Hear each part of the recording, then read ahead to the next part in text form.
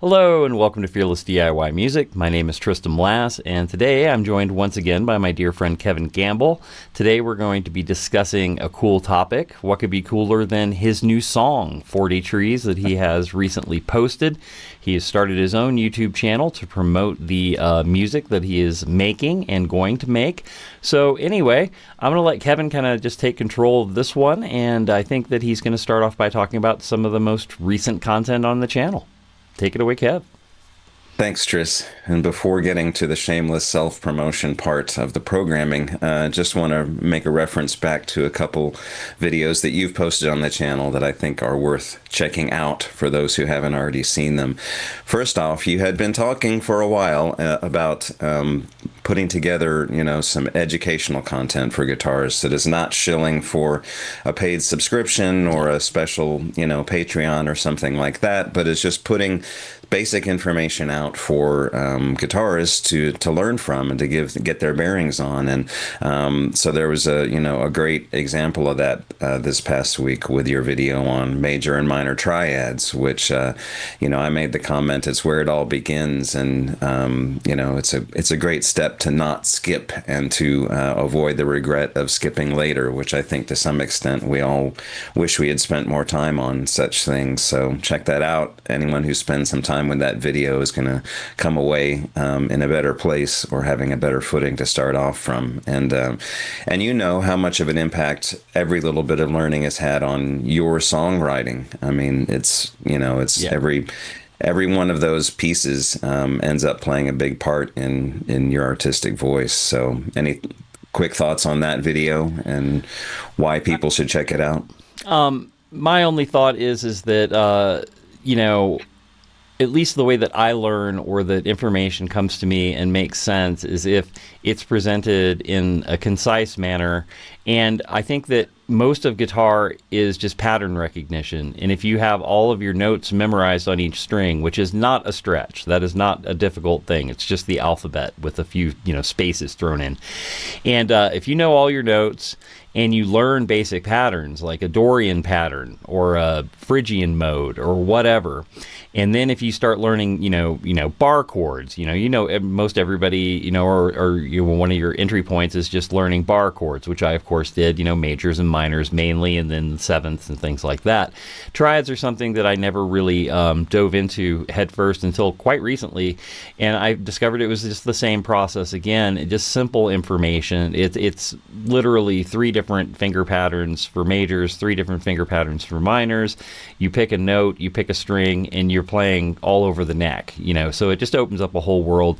I hadn't seen it presented in that way, in a way that was simple and easy to digest and easy to immediately apply. You could see the applicability just in the video where it's just like, okay, well then look, you can just slide this around and then you can, you're on to writing songs, riffs, and enhancing your ability to solo and improvise, because you'll be able to break those chords down quick and just go, oh, okay, well, I have 3 notes to play with. Now and then it just opens up a whole new world. So.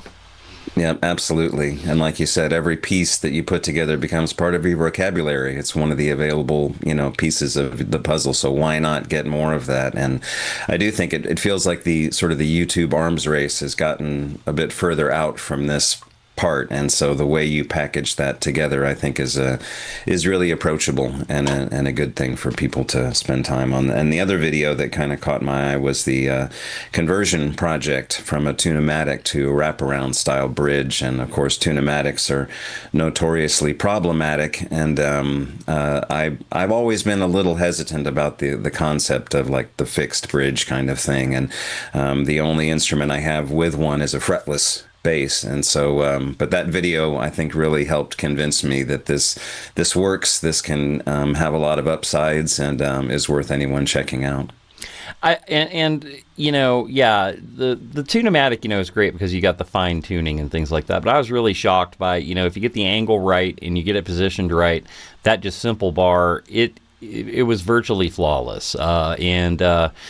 You'll never get the same kind of flexibility you'd get with, Fender style bridges and things like that. However, the vibe of it, the feel of it, the slinkiness of it, and the feel under the hand just resting on it, it's unique to my collection, and it's just something that I think that if you have a couple guitars and you're thinking, oh, wraparound sounds kind of cool, it's worth doing. And I just really like the feel because it does change the entire feel of the strings. I don't know exactly how to describe it, but they just feel slinkier, and it has a whole different vibe. So, and I took the risk, that's why it's Fearless DIY Music. And, I hope that some people also, take the dive. It's not like I did it on a 59 Les Paul or something, even though that would be cool, probably be truer to the original Les Paul design than those were. So anyway. Yeah, good stuff, and a good reminder that you don't need to buy a new instrument to sort of open new doors. There's a lot just within the stuff you've already got that is available and a good possibility. So, all right, so we'll go ahead and jump into talking about this song project, and it's kind of funny in a couple ways. One, you've recorded an album in less time than it took me to record a song, which is kind of funny, but. It's another good example of, sort of the personalization of DIY and finding your own process and finding your own way of doing things. And that's really what this song was about to me, was sort of having an outcome in mind and finding a way of doing things that fit with the tools I had available, the space I had available, the options that I had available that felt right to me. So building something that was really a fit for my particular ideas and what I wanted to get out of it, and then what I had available.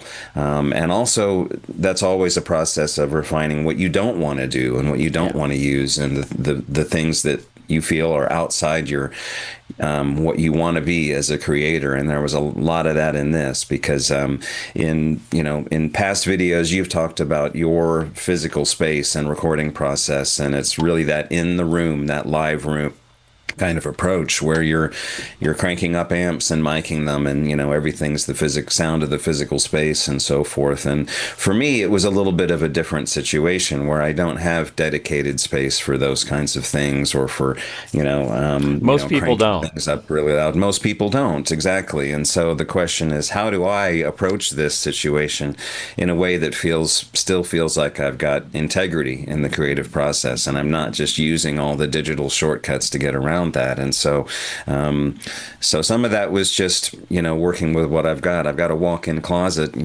7 feet to my right, that I put some curtain track on the ceiling, and hung some moving blankets from it, so I could just sort of pull those out and create an enclosed dead recording space. And so for me, it wasn't making use of the natural resonance of a live space. It was deadening the space, and creating a very neutral sound to everything I recorded. But then that puts more pressure on the mixing stage, where I have to kind of flesh that sound back out again. And so how do I do that without without just sort of handing the whole end product over to plugins that do all the work for you? And so there's a lot of problem solving in the first stages of setting up a recording and mixing process that is customized to your circumstances. But it was really worthwhile for me to go through all that, because I ended up with something that I think works really well for me, produced a result that I'm happy with, and is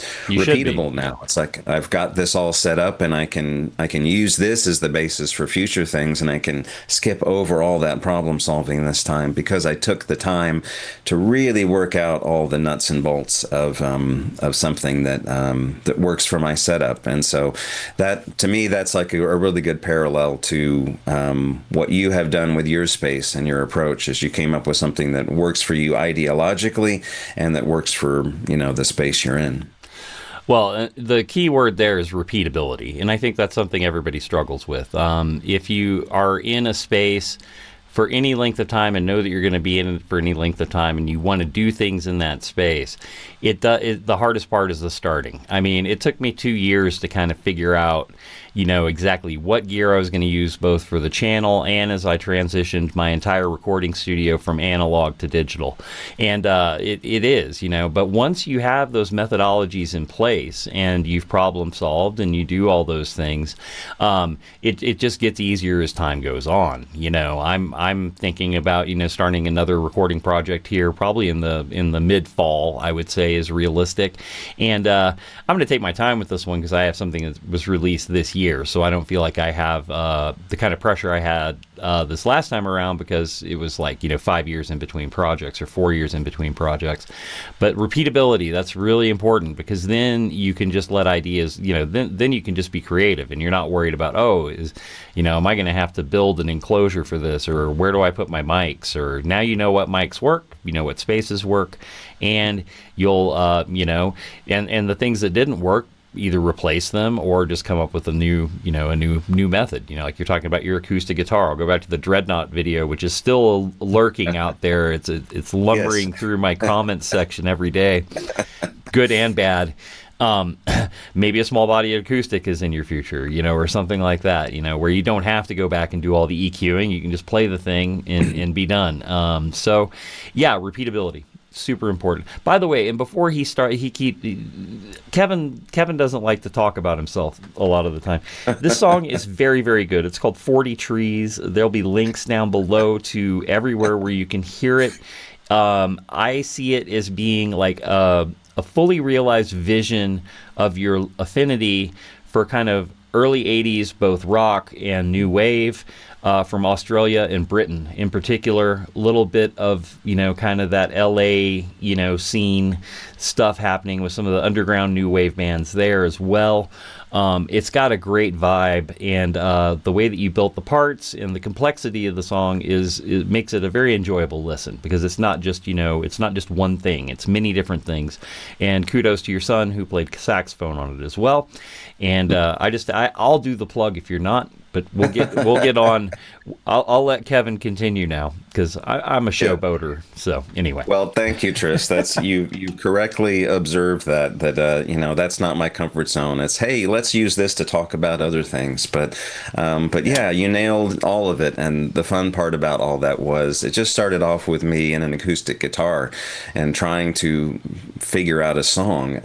I had none of that additional stuff and arrangement in mind. That's all it was for a while, actually. And then all of a sudden I started hearing other things, and very quickly I heard the fully arranged song in my head. You know how it is when you know a song that you've listened to on an album or the radio, and you can play it in your head and you hear all the parts as you're playing it. It's like that's how this song was for me before I recorded any of those things. It's like I heard the drums, the bass, the folk instruments and things like that. It was like it sort of appeared fully formed in my head at one point. A switch flipped. And so then it was the process I talked about of how do I realize these things? How do I use this space I'm in to do these things? And it's painstaking at first, but it really pays dividends to just figure it out and figure out how to do something with what you've got. And in addition to the song itself as a product, which I would love for people to check it out. Check the link down below. There's a video for it and some other things. I don't think it's going to be a waste of anyone's time for 4 minutes to check it out. You can see what you think of it. But I did want to talk just for a minute about sort of the creative process for this and the time we're in now. It's an interesting time to release music because there are so many ways to effectively automate the process of making music, whether it's auto-tune or AI or using samples and just putting things into a grid. It's very easy to just generate volume now, and you see it everywhere on streaming services and YouTube. There's just a tidal wave of stuff that can be made very quickly and easily and cheaply and without even any real instruments or voices. And so, one of the first questions up front when doing a recording for this was, what does it mean to me to create something as an artist, and what are the standards I should have for that? Because I don't just want to add noise. I don't just want to create volume and product.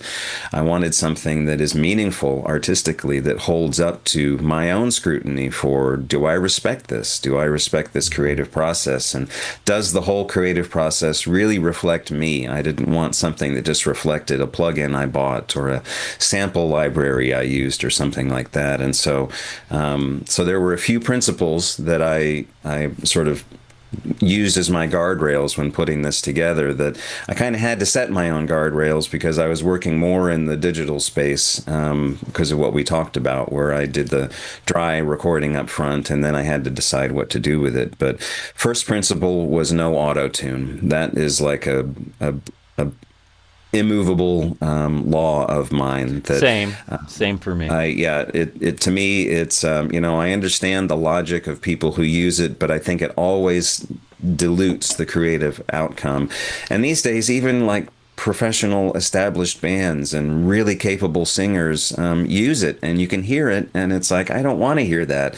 I want to hear their real voice. I know their real voice. I want to hear that. And so I had to live up to that standard for myself and not have any of that be, kind of an insincere version of myself. So, whether it's voice, guitar, all the instruments on the track, there's no auto tune used anywhere on this recording or any other recording I do. That was very important to me, because I think we need to take a stand against the dehumanization of our art, especially in the age of AI. And also, no AI was used. There are many plugins now and mastering services and things like that are AI based. And I was just like, nope, none of that. AI, as it is implemented at this point, is literally taking from other creators through kind of scraping works that are out there on the internet. So I didn't want the automation, and I didn't want to be participating in that dynamic. I hope that AI will be implemented in better ways going forward, but right now it's doing things that I don't agree with philosophically. One other thing was no copy and paste. One of the easiest things to do in a DAW right now is to record something and just copy it 10 times and call it done. But every single note on the track, sung, played, whatever, is a unique instance of that note. I played every part throughout the length of the song individually for that part. I didn't just record it, do 10 takes and then spread it out through, Continuous takes are really important to me too. I agree. I mean, I didn't even use like plugins at all on my recording project, which I mean, that's a little extreme, but I went completely raw on it. But the continuous take thing, I think, is really huge, because that will kill the feeling of the song faster than anything else, because there's a way that your fingers are hitting the strings for that measure that won't be repeated. And if you just repeat it over and over again, it becomes sterile just by the fact that there is no nuance. There is not that, it's just the same thing over and over. And I think that's something everybody should remember when they think, oh, it would be really easy just for me to, I got it perfect that time. Let's just, run it a bunch of times. Playing continuous takes, I think, is one of the easiest and best ways that we can keep music feeling organic. For sure. Yes, absolutely. And, conversely to what you said, the cumulative effect of everything being unique throughout the song has a really positive effect. You can hear that subtle variability. It produces an emotional effect, I think, that shouldn't be shortchanged or underrated. And so it's really tempting to just play it through that once and stop. But we have the luxury of time, or most of the time we have the luxury of time. And so if everything is set up, all you have to do is, go back to the beginning and do it again. And you'll most likely come up with something in what you play uniquely that surprises you and delights you when it's all put together. A little unexpected conjunction of things will be part of what makes it real and what makes it part of your expression. Plus, in a DAW, you can have an infinite number of tracks, essentially. So, I mean, you can have safeties. I mean, I always keep, if I have a good take, I keep it, but then I'll do another one, like maybe I can get a little bit better. So there really is no losing in just doing continuous takes. I mean, unless you just don't want to play your song a bunch of times. Yes, exactly. Yeah, and if you don't want to play it enough to get to that point, then how can we expect anyone to want to listen to it? If you're taking too many shortcuts. So just do what it takes to make it real, and make it you, and make it an authentic expression of what you can do as an artist, and not try to get around that, or skip over that, or pretend that you're somewhere you're not, but do whatever you can to build up enough real you in the project that it sounds the way you want it to. And Yeah. another aspect of it was, I didn't, like I said, I didn't have a space where I cranked up amps and recorded things really loud. So for the electric guitar part, this was my amp, the Strymon Iridium pedal. So a little bit of a compromise in using sort of an amp sim pedal instead of a real amp. But the one thing I really like about the Iridium is it really is just an amp in a box. It's not the full effects chain in a Mm-hmm. box. It's not the Helix where you've got all the EQs and the reverbs and the physical space and the mic simulations and all those kinds of things. It's just an amp and a cab. You get a dry signal out of it, and so that's really what I was wanting to do, is find a way to do that and not hand off the whole creative process to the pedal, but just kind of take care of the problem solving of the physical space by Mm-hmm. having the amp sound recorded, and then I can do what I need to do to fit that into the mix. And then Right on. the step after that was, once you get into the mixing part and you're in a DAW, the range of options is infinite, and there are a lot of plugins out there that are designed to kind of be one click. I'll just do everything for you. You don't have to think about it. It'll automate the sound of your instrument or the overall mix or things like that. And I realized that I didn't want this process. If I'm setting up a way of doing things, part of that is I want to actually have some authoritative control over the outcomes, and not Yeah. just guess how this is going to turn out. So with plugins, I really put the emphasis on EQ and compression. I didn't want the sort of, one click do everything for you plugins. There's EQs, there's compressors, there's some limiters. Digging into that, taking the time to learn about how those controls work and what the effect is on a crowded mix. And it was a very crowded mix. So I had to do a lot of studying and trial and error with EQ and compression to get the instruments to fit together and to sort of advance or retreat within the mix. But in the process, I learned an incredible amount about how these things work, and kind of forcing myself to go back through the old school route. Even though I was turning knobs on the screen, I was still turning the threshold knob or the ratio knob, or things like that. It was tuning the knobs for different frequency ranges and things like that. Yeah. And so in the process, I took the time to really learn and get better, and not just say I was able to accomplish this because I had this shiny AI plugin, but because I took the time to learn how, to adjust these things for each track. So there's a little bit of reverb sprinkled here and there, there's delay on the electric guitar. There's a little bit of chorus here and there, but for the most, 95% of the finished sound is just EQ and compression. And trying to get those dry sounds to fit together, and to not mask each other, and to either stand out or recede in certain ways. And that was a challenge, especially when I threw the saxophone in at the very end of the process, where Yeah. it was a baritone saxophone fills the entire frequency range. And so then it's like, okay, how do I make this fit in? Well, everything I had done with the other instruments at that point gave me the tools I needed to try to find a way to slot this in. And so it's never perfect, but that's the point of DIY, is to be authentic and to be yourself, and to have the finished product reflect your limitations, your ideas, your space, your tools. I even drew the artwork for the thing myself, and You know, in the background here in all these videos, there's an art table over here with markers and colored pencils and a drawing board. It's like that's all you have to do. You know, take a photo, do a collage, get a friend who can, you know, do art for your cover. There are a lot of different ways to do it that's real and not using AI or something like that. And the cumulative effect of all these things, I think, is something that creates a richer, you know, not saying that I created something, you know, timeless and marvelous through this, but if everybody does Well, their maybe you version did. of this, Yeah. well, maybe so. If everybody does their version of this, where they look at what's available to them and how can they make it authentic to them, and I think the overall environment we create is going to be much richer and much more human and much better equipped to survive in the coming world of AI, where just being able to make sound or image or things like that, there's no accomplishment in that. So make it real, keep it real, do it yourself, make it reflect you. These are the guidelines that I set for myself throughout the process, and I'm happy with the result, and I'm happy with the way of doing things that I put together, and hopefully now I can keep applying that and produce some additional things, feeling like I've got integrity in my creative process. I think that says it all. And you did accomplish it, and it is very good, and people should check it out.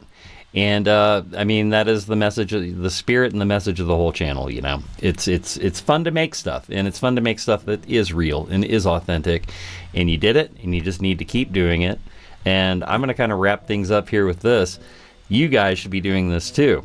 Everybody out there, every child, every woman, every man who sees this video, go out and make something on your own, even if it's just an image or, you know, a sound collage. It can be anything, but if you're actually making it yourself with real stuff, the world needs it and is going to need more of it, because it is, you know, it's an endangered species at this point, perhaps.